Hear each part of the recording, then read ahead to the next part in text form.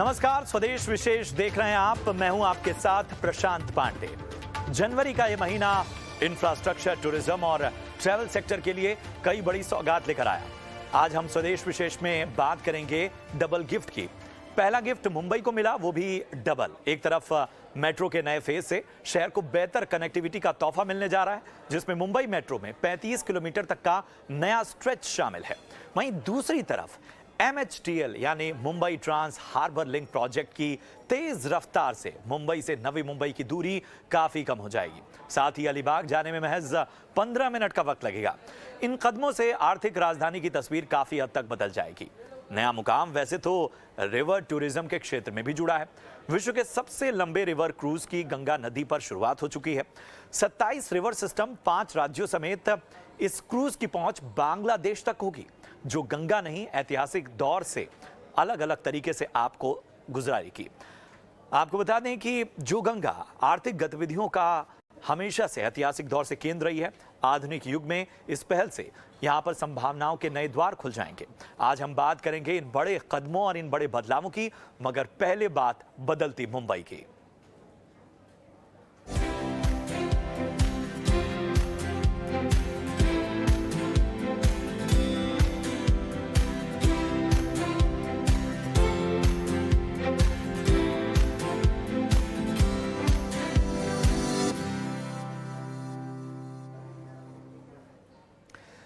तो मुंबई में रहने वालों को बहुत जल्द मेट्रो की नई सौगात मिलने वाली है, जिससे न सिर्फ यात्रा सुविधाजनक हो जाएगी, बल्कि सड़कों पर ट्रैफिक का भार भी कम होगा। मुंबई को इस साल के नवंबर महीने में एक नई और बेहतरीन सौगात मिलने जा रही है। यह सौगात होगी मुंबई ट्रांस हार्बर लिंक परियोजना की। दावा किया जा रहा है कि अगर सब कुछ ठीक रहा तो नवंबर महीने में इसे आम लोगों के लिए खोल दिया जाएगा। इससे अलग मुंबई के लिए मेट्रो के भी नए फेज की शुरुआत एक बड़ी सौगात से कम नहीं है। लोकल ट्रेनों में लटकती हुई मुंबई अब पुरानी बात होने वाली है।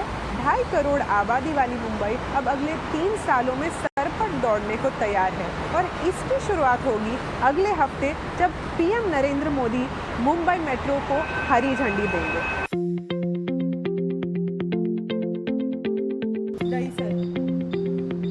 Welcome to the Mumbai Metro.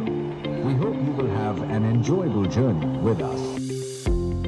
Local ट्रेनों में लटकती हुई मुंबई अब पुरानी बात होने वाली है, क्योंकि 2.5 करोड़ से ज्यादा आबादी वाली मुंबई अब अगले 3 सालों में सर पर दौड़ने को तैयार है और इसकी शुरुआत होगी अगले हफ्ते से, जब इस मेट्रो को PM मोदी हरी झंडी देंगे।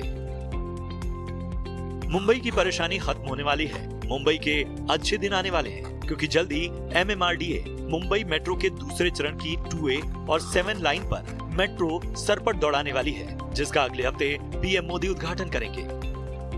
मुंबई मेट्रो के फेज़ 2 के इस वक्त ट्रायल रन्स चल रहे हैं और हमें स्पेशल एक्सेस मिला है कि हम मेट्रो ट्रेन्स के अंदर आकर शूट कर सकें। 19 तारीख को प्राइम मिनिस्टर नरेंद्र मोदी मुंबई आने वाले हैं मेट्रो लाइन 2A और मेट्रो लाइन 7 का इनॉग्रेशन करने के लिए। मेट्रो लाइन 2A और 7 के बारे में कुछ जानकारी बता दें। ये दोनों प्रोजेक्ट्स जो है कुल मिलाकर करीब 12,000 करोड़ इस पे स्पेंड किए गए हैं और आप देख सकते हैं कि ट्रेन में काफ़ी सारी सुविधाएं हैं। चार्जिंग पॉइंट्स लगे हुए हैं। आप पायलट से डायरेक्टली बात भी कर सकते हैं इमरजेंसी के केस में।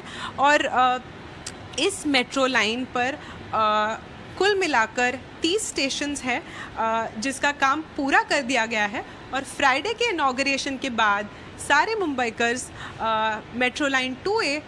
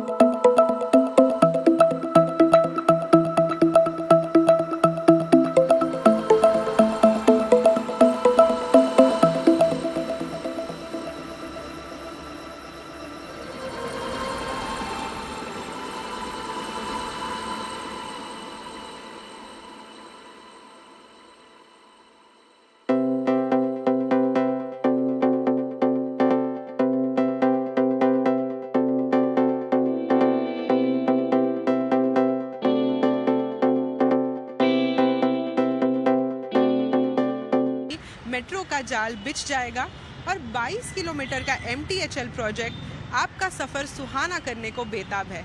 ऐश्वर्या पाटिल, ET नाउ स्वदेश के लिए। और मुंबई की ये जो बदलती तस्वीर है, मुंबई के इंफ्रास्ट्रक्चर में जो एक नई छलांग हमें देखने को मिल रही है, ये छलांग आखिर क्या मायने रखती है और इससे मुंबई में रहने वाले लोग जो हमेशा ये शिकायत करते हैं कि उनकी ज़िंदगी में जो ये सफ़र है वो सफरिंग बन जाता है, क्या वो शिकायत करने के दिन बीतने वाले हैं। इस पर बेहद खास चर्चा के लिए हमारे साथ एक खास मेहमान जुड़े हुए हैं। हमारे साथ हैं राजीव मिश्रा साहब, जाने माने इंफ्रास्ट्रक्चर एक्सपर्ट हैं और टाउन प्लानिंग में भी उनका काफ़ी अच्छा योगदान रहा है। राजीव सर, सबसे पहले बहुत बहुत स्वागत है आपका ET नाउ स्वदेश में। और ये दो सौगात के बारे में हमने बड़ी विस्तृत रिपोर्ट दिखाई और मैंने कहा ना कि मुंबईकरों की हमेशा से शिकायत रहती है कि साहब यहाँ के बारे में कितना भी आप बेहतर कनेक्टिविटी दे दें, कितनी ही सौगातें दे दें, लेकिन चूंकि क्षमता से ज़्यादा लोग यहाँ हैं तो सौगातें जो हैं वो ज़्यादा होनी चाहिए और इस बार डबल सौगात इसीलिए दी गई है। किस तरह से देखते हैं आप इसे और कितना बड़ा बदलाव, कितना बड़ा फ़र्क आएगा इन दोनों, खासतौर पे इंफ्रास्ट्रक्चर डेवलपमेंट से? देखिए, मैं समझता हूँ कि इंफ्रास्ट्रक्चर डेवलपमेंट बहुत ही अच्छी बात है बंबई के लिए। इन इंफ्रास्ट्रक्चर वर्क की वजह से हमारी ट्रैफिक की गति बहुत बुरी तरह रुक गई थी। बड़ा पोल्यूशन बढ़ गया था। पार्टिकल पूरे एयर पोल्यूशन में आकर हम लोगों की जिंदगी, मतलब बंबई वालों की जिंदगी में एक परिवर्तन लाने की कोशिश कर रहा था, जिससे काफी लोग बीमार भी पड़े। इसलिए अगर अब मेट्रो चालू हो जाती है और अगर ये ट्रांस हार्बर लिंक भी चालू हो जाता है तो बड़ी राहत मिलेगी। मुंबई वालों को बहुत ही जल्दी जगह पर पहुंचने की सहूलियत मिलेगी, जिससे इसका असर काम पर भी बढ़ेगा और लोगों की प्रोडक्टिविटी बढ़ेगी। तो मैं समझता हूँ बहुत ही अच्छी बात होने वाली है बंबई के लिए। बंबई इस मामले में बड़ा लकी सा रहा है इस वर्ष। बिल्कुल।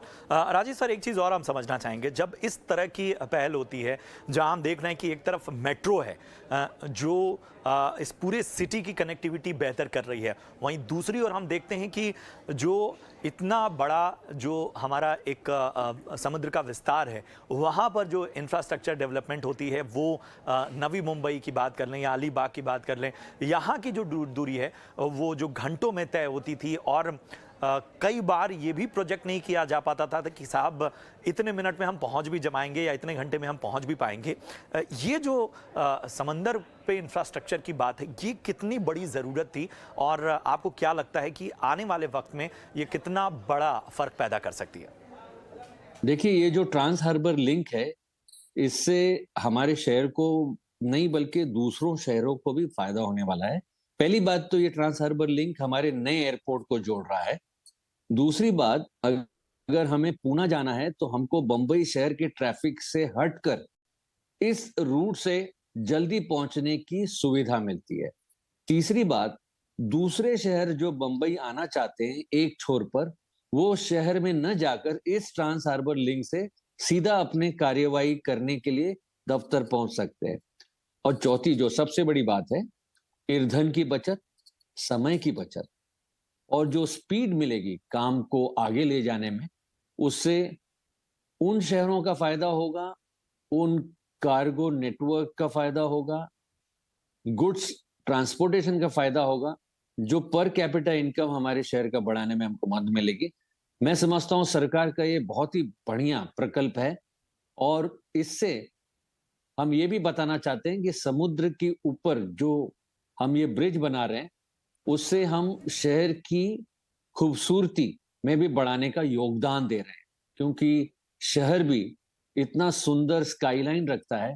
इस ट्रांस हार्बर लिंक पे जब आप ट्रांसपोर्ट यूज करेंगे और जाएंगे तो आपको शहर का एक बहुत ही सुंदर इमेज देखने को भी मिलेगा, जो अब तक लोगों को संभव नहीं हो पाया है। बिल्कुल बिल्कुल बिल्कुल।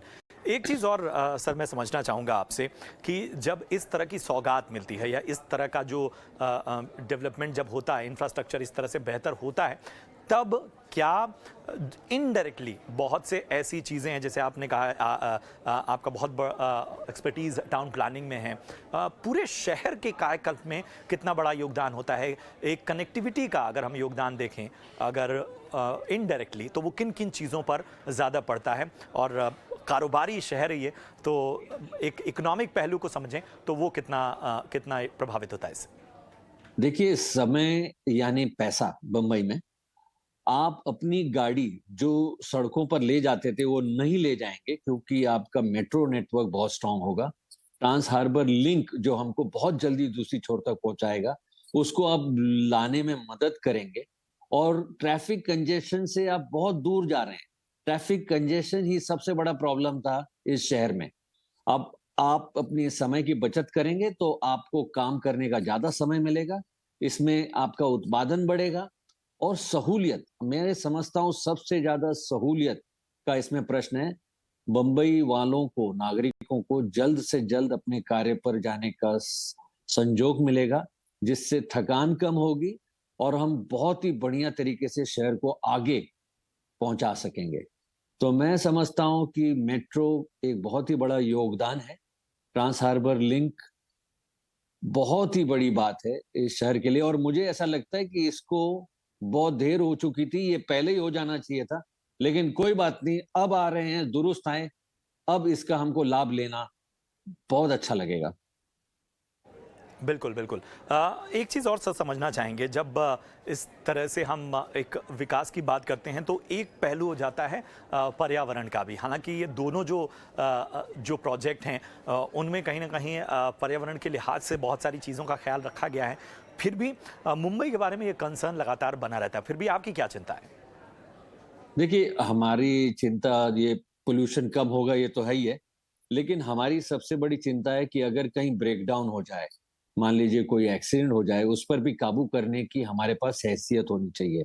ऐसा ना हो कि हम पब्लिक ट्रांसपोर्टेशन कर रहे हैं और उसके बावजूद सड़कों पर भीड़ है, उसके बावजूद लोग इसको इस्तेमाल नहीं कर रहे हैं। तो मुझे ऐसा लगता है कि सिविक सेंस और लोगों को इसको इस्तेमाल करने की जो इच्छा वो बढ़नी चाहिए, लोगों में जागृति होनी चाहिए और लोगों को ये समझना चाहिए कि अगर ये हमारा शहर है तो पर्यावरण के तौर से हमको इसको बचाना है। ट्रांस हार्बर लिंक से मुझे नहीं लगता पर्यावरण पे कोई ज्यादा असर होगा। इसका ख्याल रखते हुए ही एनवायरमेंट कमिटी ने इस प्रकल्प को मान्यता दी है और मैं समझता हूं ये शहर के लिए अच्छा ही हुआ है। बिल्कुल, बिल्कुल। हमेशा से एक उम्मीद रहती है, जब हम कुछ बेहतर देखते हैं तो उम्मीद थोड़ी बढ़ जाती है और एक भूख भी बढ़ जाती है कि साहब ये चीज़ तो आ गई, अब इसके आगे थोड़ा देखना आवश्यक है। तो राजीव सर, बहुत सारे शहर, बहुत सारे देश जिनकी तुलना बार बार बम्बई से होती है, बम्बई की अपनी रफ्तार है, बम्बई की अपनी कैरिंग कैपेसिटी भी है, आवश्यकता से ज़्यादा लोग हैं, उसके बावजूद यहाँ पर एक दुश्वारियों के बावजूद लोग यहाँ बने रहते हैं। फिर भी अगर एक एग्जाम्पल के तौर पर देखें और आगे देखें, तो किन चीज़ों की आवश्यकता अभी भी आपको लगता है कि बम्बई को है और उसमें विस्तार देने की अभी आवश्यकता है? देखिए, ये ट्रांसपोर्टेशन नेटवर्क तो स्ट्रांग होना ही चाहिए। इसके बावजूद हमें अपने पर्यावरण को बचाने के लिए हाउसिंग नेटवर्क और हाउसिंग डेवलपमेंट पर ध्यान देना चाहिए। हमें जिस कारण एक छोर से दूसरे छोर तक जाने की सहूलियत नहीं मिल पाती है, तो हमें अपने लैंड यूज को प्लानिंग चेंज के हिसाब से नई पॉलिसी लाना जरूरी है।